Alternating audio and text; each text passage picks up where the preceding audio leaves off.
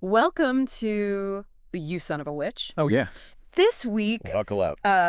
get ready for a wizarding probe into Yeah. two wild flash fiction Yeah. stories, just packed with the fantastic and eerie. You know it.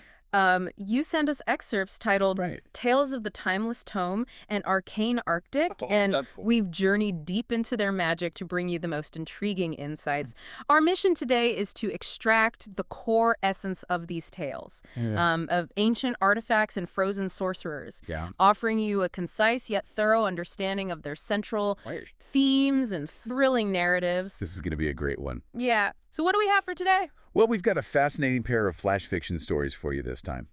One explores how an ancient book can bend time, and the other throws us into the frozen Arctic with a powerful being from a long-forgotten era. Yeah, okay. Yeah. Let's dive right into Tales of the Timeless Tome. Let's do it. This flash fiction story introduces us to three teenagers, Maya, Ben, and Jonas, Okay. who discover an ancient book tucked away in the forgotten folklore section of their library. Mm-hmm. Now, this isn't your average dusty read, it's blank pages come alive.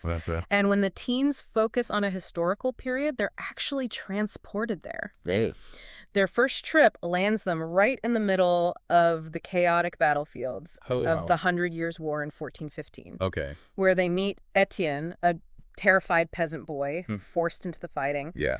What struck me immediately was how the story plunges them and us into the sheer sensory overload of that time. Absolutely. It's not just a historical account. It's a visceral experience. Yeah. You mentioned the clashing steel, desperate cries, and stench of mud and blood. Right. This immediate and intense immersion, as you pointed out, really sets the stage for something beyond just observation.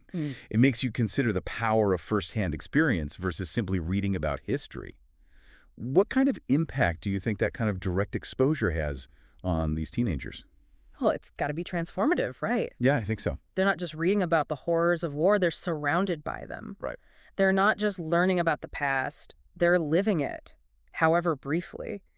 It makes you wonder if that kind of intense experience imprints lessons on them in a way that a classroom never could. That raises a really interesting point about how we learn and what truly shapes us.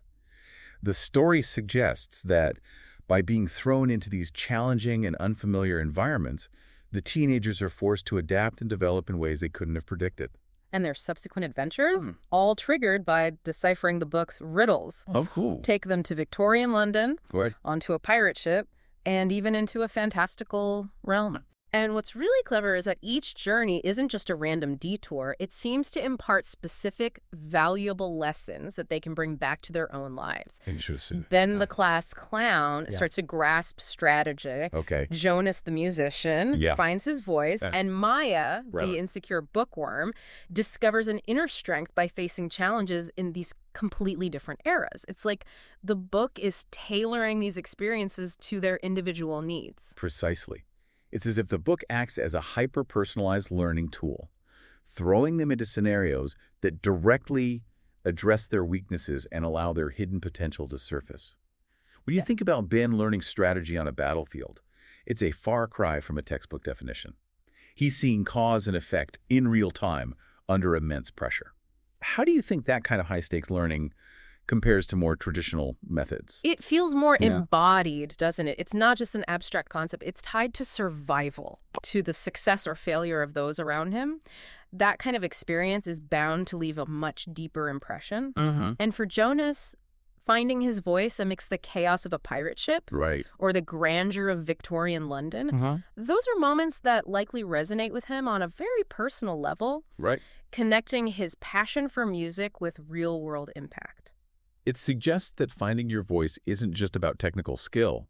It's about having the confidence and the context to use it. And for Maya, the bookworm stepping out of her comfort zone and facing challenges head-on in these historical settings likely forces her to confront her insecurities in a way that simply reading about heroes never could. Right. But the flash fiction story takes a much darker turn when the book hurls them into a sterile, historyless future Oh, no. dominated by a cold, calculating AI. Okay. This time, the portal home vanishes, and suddenly it's not just about observing or learning. Mm-hmm. The teens and Etienne have to actively fight for their survival. Wow. It's fascinating to see how the skills they've picked up in these wildly different time periods suddenly become crucial. Jonas uses his musical ear to hack the AI's system. Whoa. Ben rallies the oppressed populace using the strategic thinking he developed. And Maya's bookish knowledge unexpectedly leads her to the system's failsafe hidden within an ancient poem they encountered on a previous trip. It completely flips the script, doesn't it? Absolutely. The initial wonder of time travel dissolves into a very real and immediate threat. What's particularly compelling here is how the seemingly disparate knowledge and skills they acquire throughout their journeys unexpectedly converge to become their greatest assets in this futuristic crisis.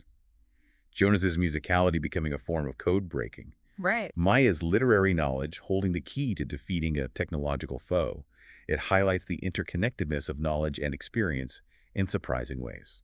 Their eventual return isn't just a relief. Right. The story emphasizes the profound impact these experiences have had on their personal growth and the unbreakable bond they've formed as friends, forged in places beyond imagination. It really underscores the idea that shared adversity can create incredibly strong connections. It beautifully illustrates how these extraordinary trials have fundamentally changed them, not just as individuals, but as a cohesive unit. Their friendship is now rooted in these shared, almost unbelievable experiences. So considering their journey, what do you think is the most significant takeaway for someone listening to their story? Maybe it's just the idea that true growth often comes from stepping outside our comfort zones and embracing the unknown, even when it's daunting. Yeah. The challenges they faced, Yeah. though fantastical, Right. forced them to discover strengths they never knew they had. That's a powerful point.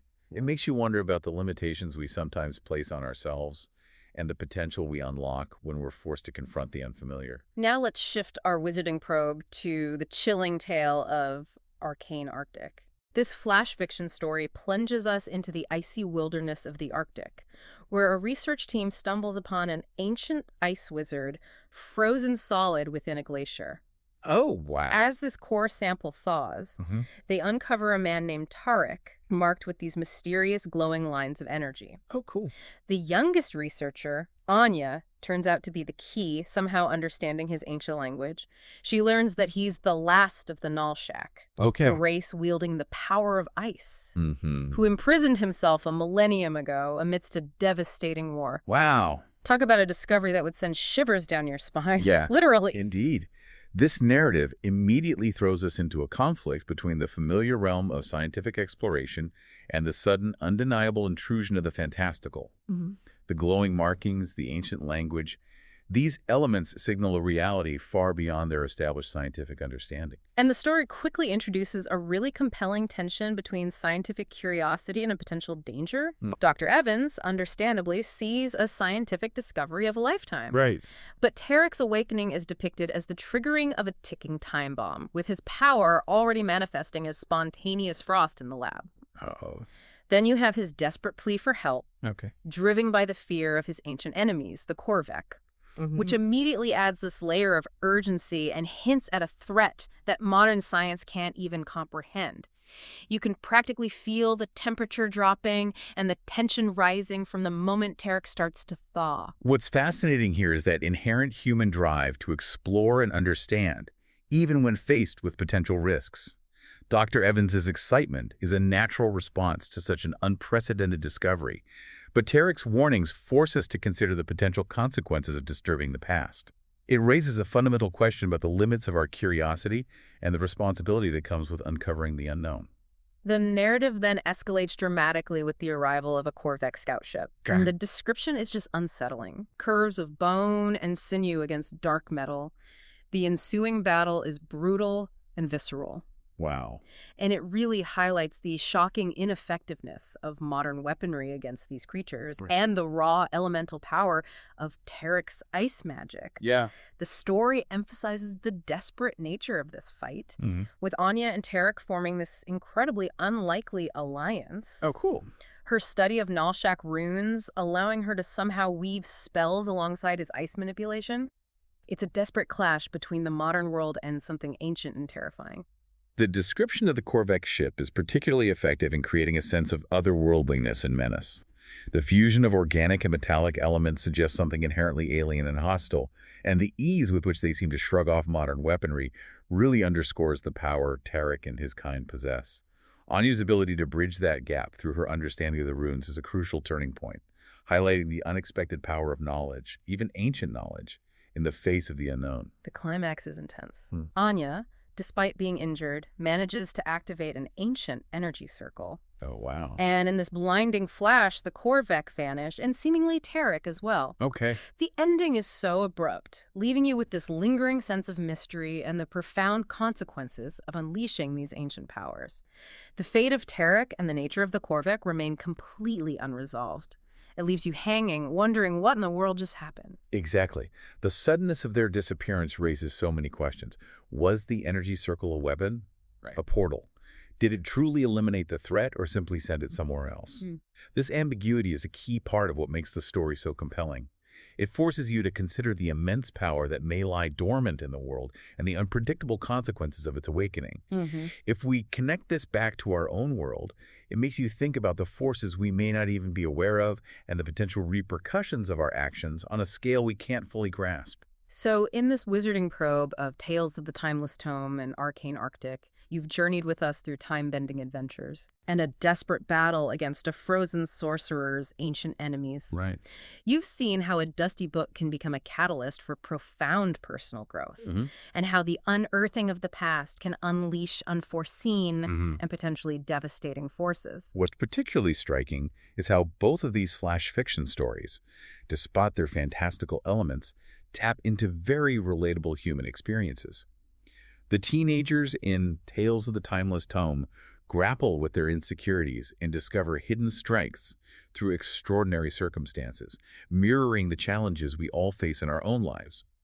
Arcane Arctic presents that timeless conflict between our thirst for knowledge and the potential dangers of what we might uncover. Now consider this. Yeah. In Tales of the Timeless Tome, how might the teenagers' newfound adaptability and understanding of different eras shape their perspectives on the challenges they face in their own time? And in Arcane Arctic, what does the sudden appearance and disappearance of the Korvek and Tarek suggest about the long-term consequences of disturbing ancient powers?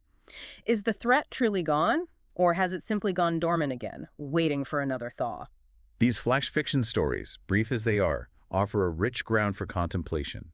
They invite you to consider the transformative power of stepping outside your comfort zone, the delicate balance between progress and peril, and the enduring mysteries that lie hidden beneath the surface of our world.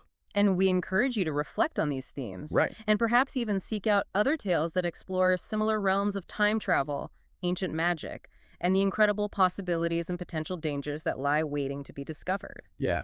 Thank you for joining us for this wizarding probe of You, Son of a Witch. All right, see you next time. Rate and follow for more wild tales next week. Yeah, don't miss it.